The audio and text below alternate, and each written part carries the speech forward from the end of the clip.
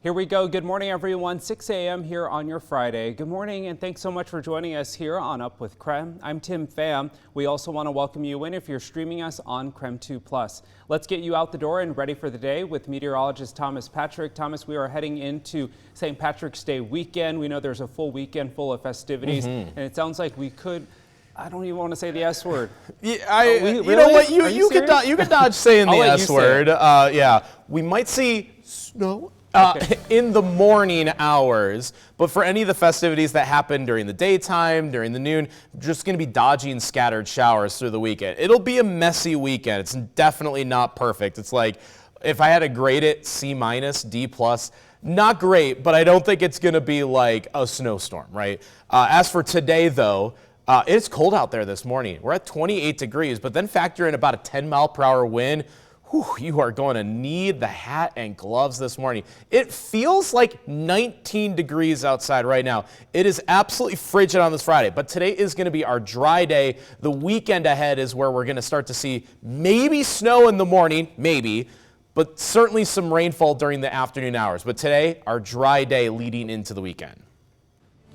Here's a live look at the traffic impact this morning. This is I-90 and Finch Arboretum. You can see right now in the western part of Spokane County, traffic moving nice and smoothly here at this hour, and dry conditions mostly this morning. But again, it is a little bit chilly this morning. I had to at least scrape off my windshield this morning, so you may encounter that. So just give yourself a few extra minutes as you warm up your vehicle. On Up with KREM, we do keep a close eye on traffic conditions. We'll let you know if anything causes you slowdowns. We bring you weather and traffic together every 30 minutes.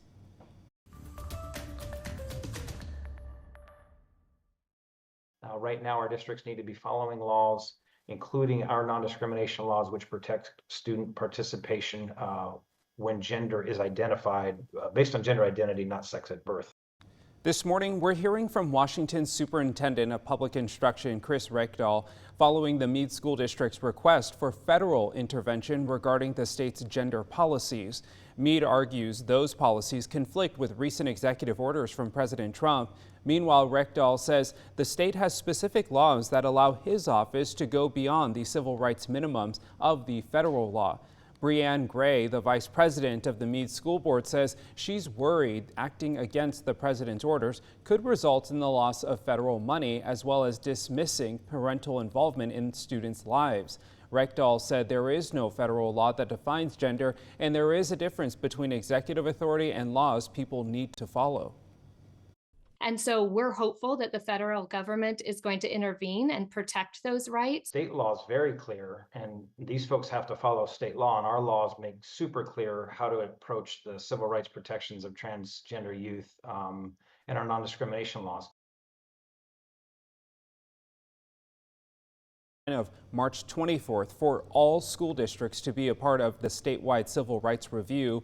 The non-compliant schools could potentially face district funds to start being redirected. The Meade School Board says it will bring forward policies to get community input and see what they can amend. They also hope for federal intervention before the deadline. In the meantime, Washington is joining nearly 24 states in suing the Trump administration over threats to lay off half of the Education Department workforce. It comes days after the federal agency fired more than 1,300 employees. The lawsuit claims the layoffs are unconstitutional and asks the courts to stop the president's attempts to shutter the department. Concerns are already mounting that the administration has pushed aside some of the agency's most fundamental work. This includes enforcing civil rights for students with disabilities and managing $1.6 trillion in federal student loans. I think there's always room for improvement, but I don't think that's what this is about. If it were about that, we wouldn't be destroying the system and then seeing where the dust settles. You know, you would be working. Lawmakers say getting rid of the department is only possible through an act of Congress. And this morning, we're learning the U.S. Department of Agriculture is cutting 2 federal programs providing about $1 billion to schools and food banks to buy local food. The decision comes from Elon Musk's Department of Government Efficiency, or DOGE. Before the funding cut, the state would pay for half the cost and the district would pay the other half. Now school districts will have to foot the entire bill if they want to serve local food to students. It makes a lot more sense for blueberries grown in Washington to end up on students' trays in Washington than blueberries grown in Maine to end up on Washington trays. We did reach out to Spokane Public Schools to see how this could impact them. We were told it will mean a difference of about $10,000. SPS is now making changes to offset the increase. The Central Valley School District tells KREM 2 the change will limit choices for students and limits their ability to buy local food. In Idaho news this morning, Governor Brad Little signed a bill to increase food tax credits for Idahoans. Starting this tax season, the tax credit increases from $120 to $155 per person.